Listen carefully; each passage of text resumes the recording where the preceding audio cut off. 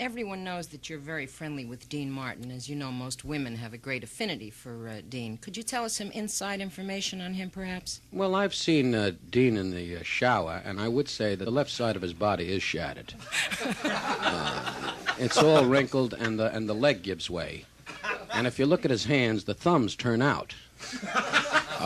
So he has a freaky attraction for girls. But if you look at Dean close, he's a bad-looking man. But yet Dean Martin has said about you that you're one of the warmest, nicest human beings he's ever had the pleasure of meeting. Well, Dean Martin's a very lonely guy. He sits up in his estate all day long on his army cot, watching the lights go on and off while the wife is playing gaslight. But Dean has been a good friend to me, and he says that about me because I'm not a threat. I'm not as popular as he is. But when I do pass him, which I will, I definitely need a man to clean up the garage on Sunday, do the lawn, and pass himself off as Japanese on the holidays to drive the car. How about Dean as an entertainer, Mr. Rickles? Well, Dean has a great gift. He has no voice or humor and makes a great deal of money, which I think is a gift in itself. It's called whack up the public. Mr. Rickles, does he really drink as much as it is said? Well, let me put it to you this way. He has known to go to sleep and wake up the following year. I wouldn't call that a dry-out period. I would call that whiskey coma. Since you've been in Hollywood, Mr. Rickles, there are many Hollywood parties. Are you invited to some? I got invited to Kirk Douglas's house once. He was in his trunks in the living room hitting the flowers, telling everybody he was the champion. He's a dummy, Kirk. I've told him that, too. He's the kind of guy that comes over and you say, "Hi, Kirk." "Hey, fella," bang, and he floors you. This is his humor, dropping you on the floor. Likes to, instead of having a drink and dinner, you do hammerlocks. Try to get out of this one. And I've gone to fights with Kirk. He's a strong guy, and he leans over the ring and goes, and he rolls over, and you got to set traps so he don't hurt anybody. But Kirk Douglas is a big star. He's like a lot of other stars, sits in the room a lot with the bathrobe on, combing his hair. If it don't lay right, he don't go out. Do you have many of the stars to your home for parties? I've had Leo Gorsi over, and I had Hunts Hall once, and we're dickering now for Carol Burnett's cousin, Lillian Burnett. She might come over. She makes great fish cakes. Speaking of your close friends, Sammy Davis Jr., I know, is one of your close friends. Well, yeah, because he's great. You can't get help like that anymore. To have a guy sing and dance and dust.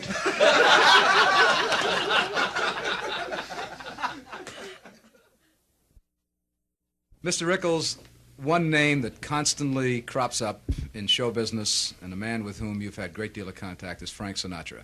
You know him well. We wonder if you can give us an insight into Frank. Frank definitely is finished. The man's voice is gone, looks are bad. Should be in Palm Springs, laying in a beach chair with the chicken fat on the body, getting a nice burn, not annoying people. Keeps running around, saying hello to little girls, with the umbrella, want to walk in the park. You don't need that. Because Frank Sinatra was a big star years ago. He worked with all of them. Knows Dick Haymes personally, Do you think but he's nobody a wanted fine to actor? sing. Huh? Do you think he's a fine actor? I think he's a fine actor. He's done many, many talkies.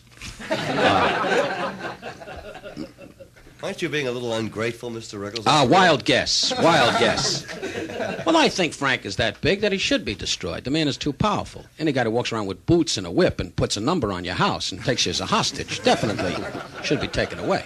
My mother, God bless her, is 68 years old. He's made a move towards her. He's done quite a few things for his people, though, hasn't he? Yes, he's set Italy back about 300 years. What's the sense of kidding? A man came up the hard way. Used to hang around the dock in Jersey, just standing there watching cargo ships drop on his uncle.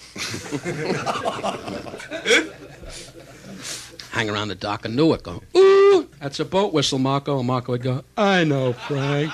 Had all those supper club guys around with him. Smart crowd with the linguine sauce on the underwear. Could you enlighten us about some inside things on Mr. Sinatra? Well, as far as women with Frank Sinatra, I definitely feel the man wants to operate and be loved, like we all do. But you can't just sit alone in your big estate playing your albums and hope somebody comes over and makes a move. Frank thinks it's like Chicken Delight, pick up the phone and say, send something over.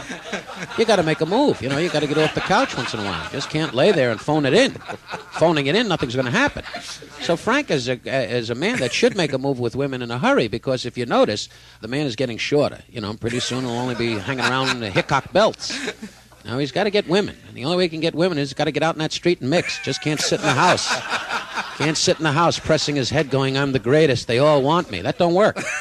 You know, Dunninger even strikes out. In your opinion, do you think Frank Sinatra will marry again?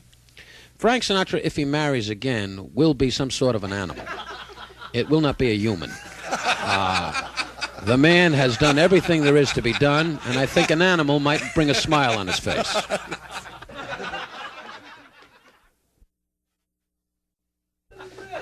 Mr. Rickles, how do you feel that the Nixon administration will do over the next 4-year period? Well, I think the Nixon administration should do good. After all, they got Spyro at the luncheons to break it up a little bit.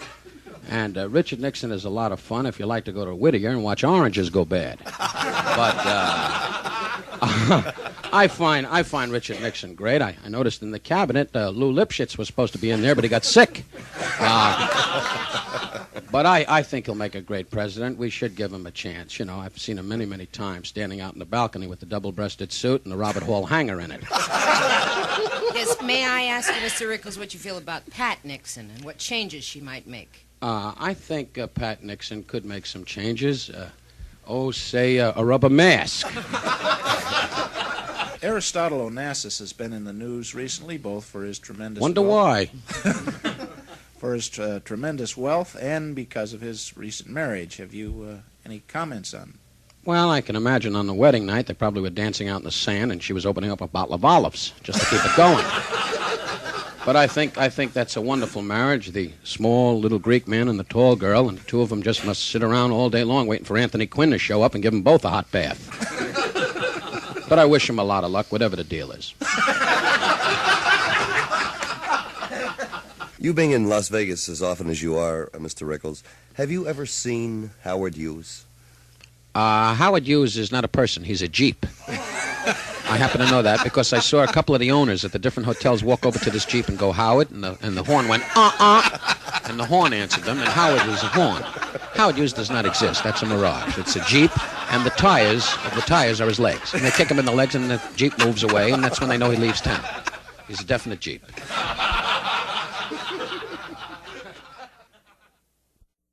Mr. Rickles, you mentioned some of the great stars of yesteryear. I wonder if people like Snooky Lanson and Bob Everly were better musical stars than the people we have today. Oh, very, very definitely. That's why they were quit. They were too great for the business. Snooky Lanson was my idol. Did you ever meet Snooky Lanson? Wonderful guy. I met Snooky Lanson in Washington. He was standing on the corner going, Psst, fella. And I walked over. I said, yes? He said, I'm Snooky Lanson. I said, fine, you know. And I put a dime in the cup, and he gave me one of those dirty magazines. Was that the Hit Parade show with Snooky Lanson and Dorothy Collins? Was that an all-time musical television accomplishment, do you think? Oh, do you think? Do you think that was an all-time musical accomplishment? You hockey puck, do you know what you're talking about? Did you listen to Kay Kaiser every night and watch Sammy Kay and win a bad baton so you could lead the band? Who cares about Snooky Lanson and Kay Kaiser and all those trick-or-treat jobs? I don't need them. But you do care about Huntley Brinkley. They're breaking up, Mr. Rickles. They are? Yes, they are. Give me a minute.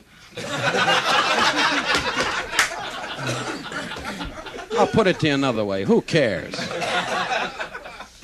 Mr. Rickles, would you give us your feeling about the electric prunes? I think prunes are good, but if they're electric, you could mess up a great deal of things. Prunes are rough on you, but when you got some wires in you and you got them working on an electronic process, you could destroy yourself. You could pass away just eating prunes.